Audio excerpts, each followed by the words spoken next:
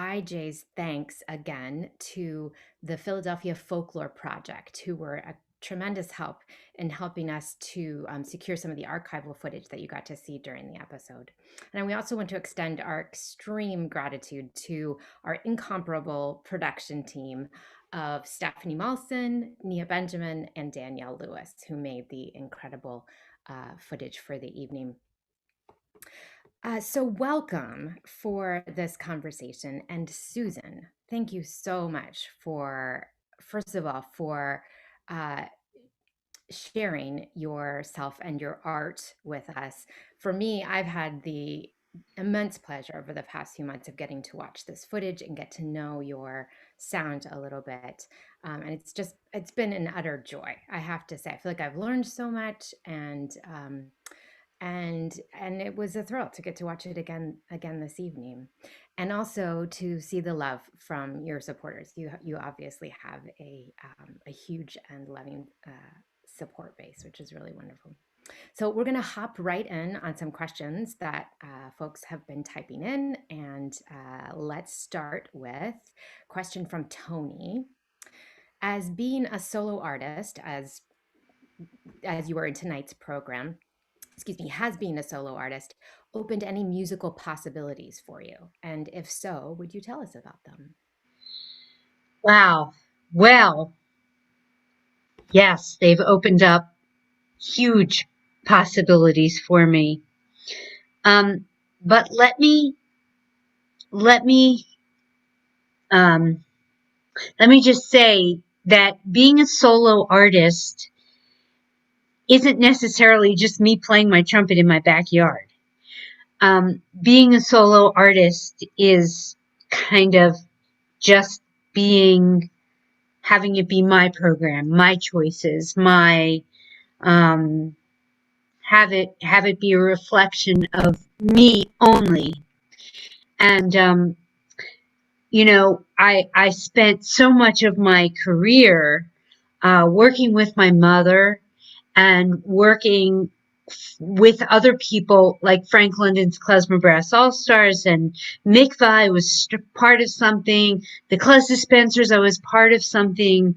And what I've been experiencing in the last 3 years has been, it's my own thing. And I'm choosing the music, and I'm choosing the arrangements, and I'm choosing the projects.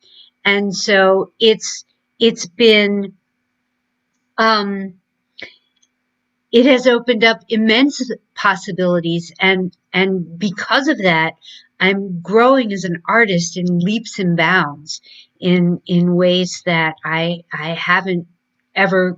I grew in other ways before, but in this way, I'm growing and being more creative, and being more, having more of a clear vision.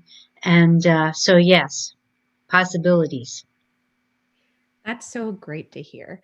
And Susan, hello again. Hi, Carly. Hi. We have so many questions flowing in from you tonight that I'm going to ask you two at once. The first one is from Susan, who wants to know if you were, before COVID, where you were playing near in and around Philadelphia. I have a feeling she wants to follow you after this. And then the second question is, again, about where you were playing. Do you ever travel to the Midwest to share your music in the Midwest? So I think a lot of people want to hear more of you after this. That's what I'm getting from these questions. I'll travel anywhere. I'll go anywhere. You hire me, my lips will show up with a trumpet attached. Yes, I will show up.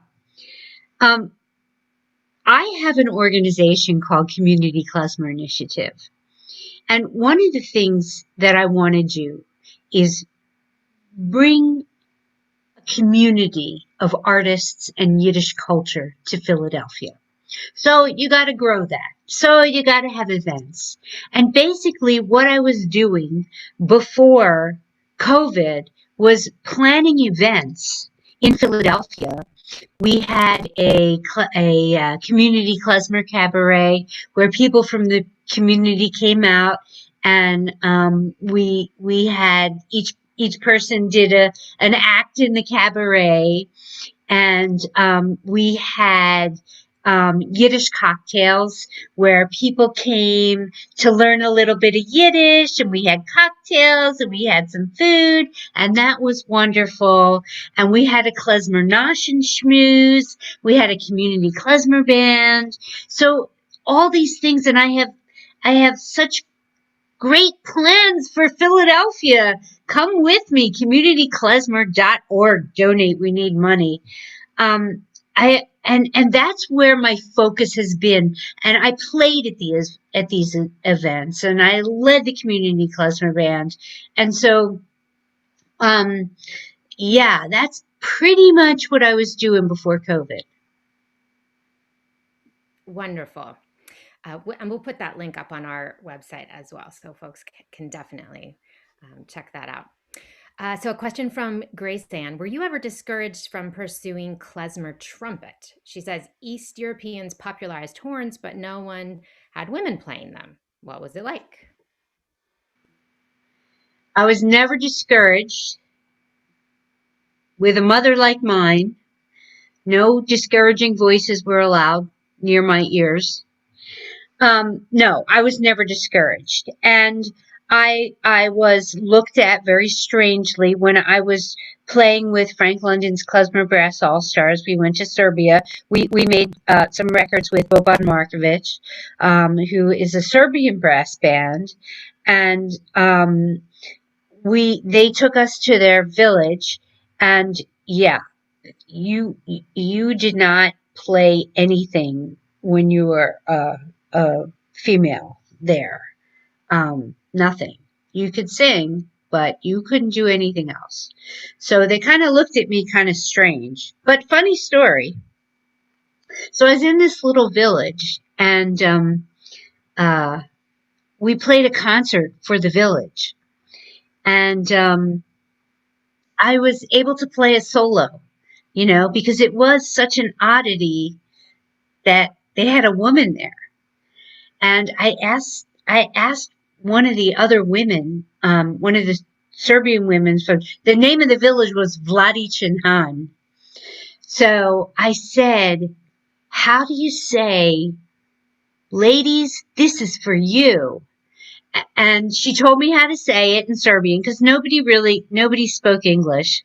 So I got up there and I said that, and I played, and the room roared. They were so happy to see a woman up there playing a trumpet, nevertheless.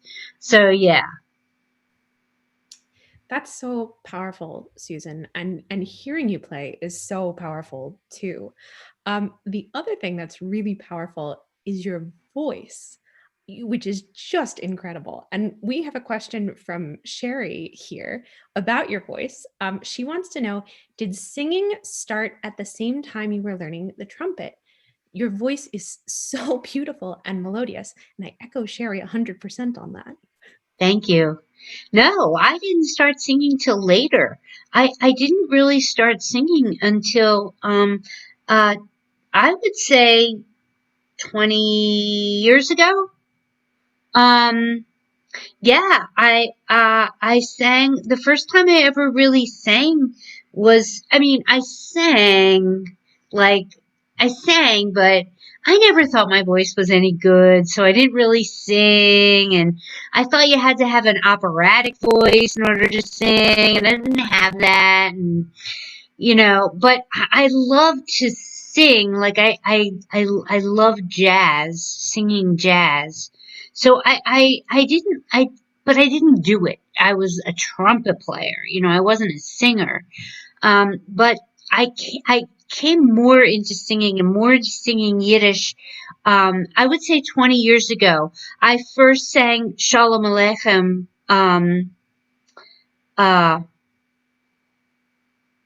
with Frank London's Klezmer Brass All Stars. And I sang one song on my mom's seat on the I Remember Klezmer CD, The Art of Klezmer Drumming. I sang my own arrangement of Avinu Malkeinu. Yeah. So that was 20 years ago. So yeah, more or less than 20 years. Yeah. Wow, that seems incredible to me. That it was so recent, actually. Okay, so a question from Colleen. Does klezmer feel like secular music to you, or does it have more of a spiritual overlay? Excellent question. Well, klezmer. Let me just say that all music has a spiritual component to me because I think music is spiritual. But I think what you're asking is, well, let me just say this, that klezmer kind of, for me anyway, straddles the line between spiritual, religious, and secular. Um, After the destruction of the temple, music kind of came into people's lives and into their home in a way that it was mostly in the temple. And so the way music changed, the place of music changed, I think, in people's lives. And there's a there was an edict from the rabbis that you couldn't play music on the Sabbath. So klezmer kind of became a spiritual kind of expression of music for people. And for me, klezmer, I mean, I'm Eastern European, of Eastern European descent. And for the most part, you go back long enough, everybody was the same kind of Jewish, you know? And so, and they all listened to the same kind of music, except from, just talking about Eastern Europe, you know? And of course, there's differences between Moldavian and Russian and Ukrainian, and there's differences, but it's all Eastern European music as opposed to Western classical music, or Asian Indian music or Asian music. I'm sure there's differences in Asian music, but it's all Asian music. So Eastern European, so Yiddish music is very spiritual to me because it represents my people. It represents my tribe. It represents, yes, I'm a fourth generation klezmer, and yes, that carries weight in my heart. That this is my, this is my heart. This is my world. This is my life. This is my spiritual journey. Is Yiddish music. Um, but it's also secular music. We, we danced to it, folk songs, they sang to it. It wasn't music in the synagogue. It wasn't religious music, but it's so spiritual. I mean, any kind of folk music is reflective of the spirit of a people. And so Yiddish music is reflective of the spirit of Eastern European Jews. I love, Susan, that you connected both to something that's so very much a part of your heart and the spirituality, as well as something that's such a strong folk tradition. That's so neat to hear about that duality. And it actually leads me to the next question, which is from Claudia. She wants to know a little bit more about that dance element. She asks, did you partner or work with any female dance leader throughout your career? There are two tons leaders. There are two female tons leaders, um, Deborah Strauss, um, who I just worked with last night, um, and Avia Moore, and she is another woman tons leader. Wonderful. So I am so fascinated by this connection between this tradition that you draw upon from generations in your family, and that is so clearly a part of who you are. But you have also clearly made it your own, and I'm really curious about that element. So this is my own question, which is, um, uh, how do you think you've made the music your own? Can you describe what Susan Hoffman Watts Klezmer is, as compared to this, or in relationship to this wonderful tradition that you've inherited? Well, how I make it my own is by doing it.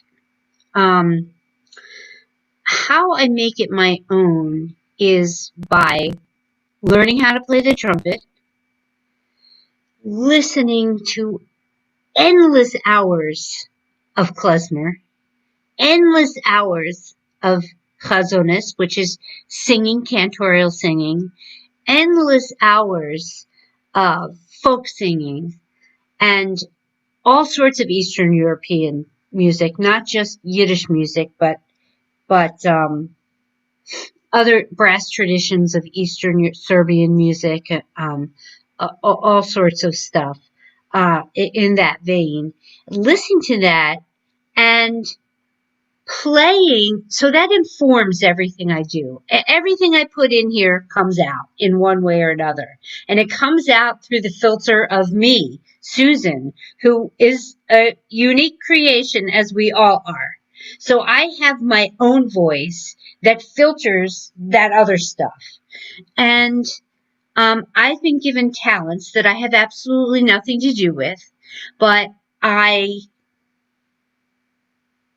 I play my trumpet and I sing, and my voice has been shaped by that which I listen to. And I, when I write, like when I wrote Tibala's Tish, there are things in there that I steal from my grandfather. There are little switches that I steal from him that I love. Oh, I love when he does this rhythmic pattern, and I threw it in there. There are um, there are things that make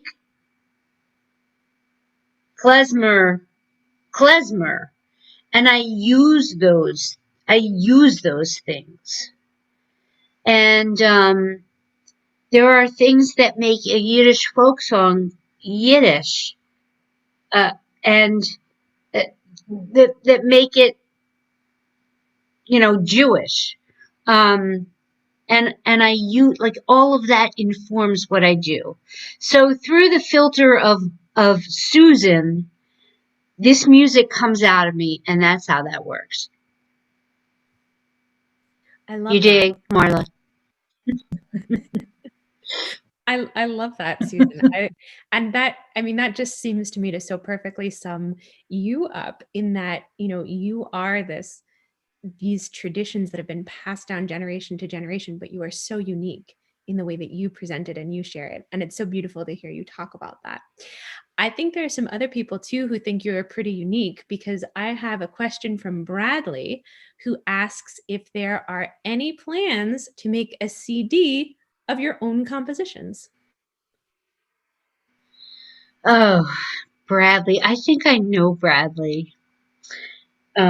If it's I think Bradley belongs to me. I think he's one of mine. Hi, Bradley. Um, I will make a CD of my compositions if you play on it. I think that is an excellent answer to that. Yeah, it feels like a challenge has been put out there, and we want to hear from Bradley if he's going to take up that challenge. Um, a couple more questions. So Rachel wants to know, how did you choose the trumpet? And I'm actually curious if you did, or if that was chosen for you. So who chose the Oh trumpet? no, I chose the trumpet. Um, the the first thing was drums. I was like 5 years old, And the way my mother taught was the way my grandfather taught. And she was very like, I would make a mistake and she'd be, you dummy, that's not how you do it. And that didn't go over well with me. I needed like, oh, sweetheart, maybe you need to approach this in a different way. Like, that's what I needed. But my mother wasn't like that. But she, you know, over a 50-year career, all these little boys were in love with her. So it was this, the mother-daughter thing didn't work. Then I played the piano, and I liked the piano, but I had some very bad teachers. And because of that, um, again, I had a teacher who yelled at me, and every time I made a mistake, she was English, British, and she would go, rubbish, rubbish, rubbish. And I was like, oh my God, what's up with you?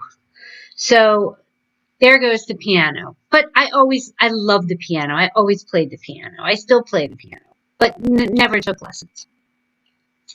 Then, after that, we had these closets in our house. They were sliding door closets, and there were 4 of them, and they were A, B, C, and D. So in D, in the bottom, was panoply of musical instruments.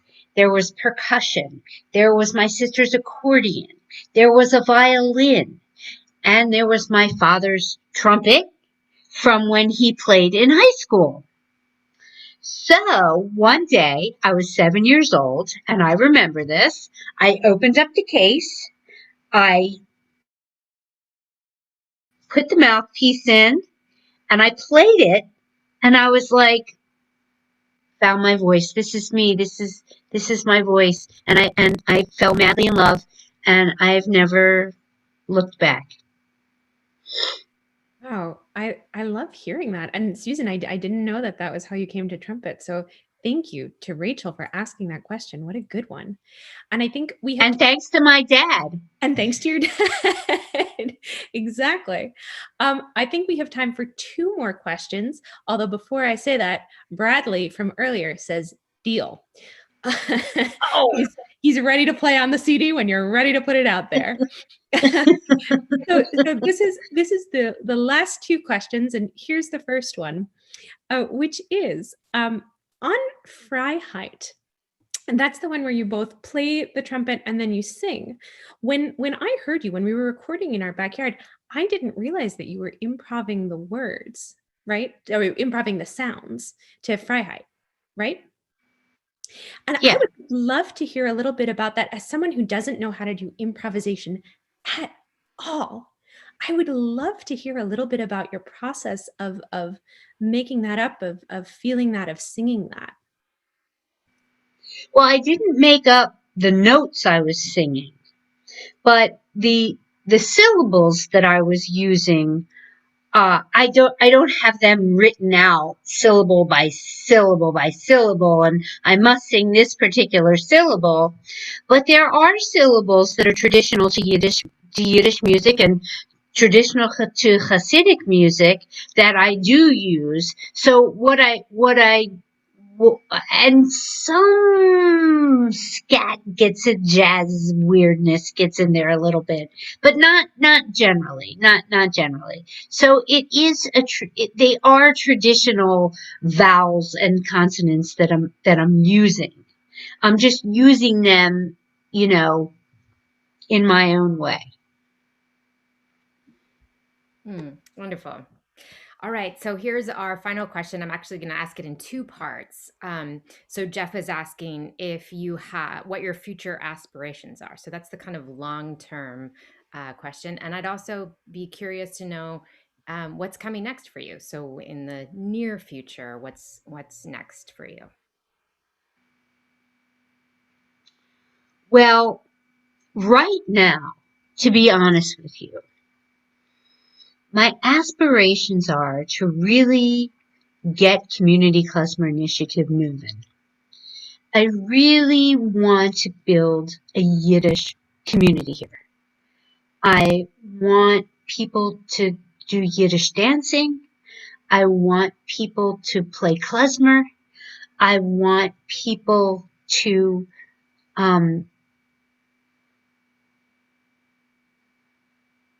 love Yiddish arts. There's so many beautiful Yiddish books translated and poetry translated. I want us to be a community that embraces our heritage and embraces where we come from, but new, through the filter of us, through the filter of our unique selves. Just like music is new through me, culture is new through us. And I want to build that here in Philadelphia. And I really do. Personally, I would like to do more after COVID is over. I would like to do more concerts of my own music and do work more with developing myself as a solo artist. We look Were those the two questions? yes. What's that? We look forward to that too. Okay, good. Susan, thank you so much Yes. for Oh both my gosh. your amazing performance tonight and also for this conversation. Well, before you go, Nia Benjamin and oh my God, Nia, she did that. And what are the names of the women that came and did the sound in the video? What are their names? So cinematographer was Stephanie Malson and audio engineer Danielle Lewis. Danielle. So those people and Nia Benjamin who put this whole thing together are amazing. They're amazing. Thank you, thank you, thank you. Carly, Marla, Intercultural Journeys, I cannot thank you enough for choosing me to do this. I can't tell you how much it means to me. The support is just amazing, and I can't thank you enough. Thank you, thank you, thank you. And you guys, thank you so much for coming and watching this and talking to me, and thank you. Indeed. Thank you, everyone, for tuning in this evening and also for following us here for this conversation. And we hope that you will join us next month for the final episode in this season's Close Ups with Kathak artist Pallavi Chakravarti on January 12th. And finally, one last shout out to say, if you enjoyed this evening's performance, which I'm sure that you did, please consider helping IJ continue to support amazing artists like Susan by giving a gift and visiting interculturaljourneys.org to make that happen. Please be safe, everyone. Stay well. Thank you again, and good night.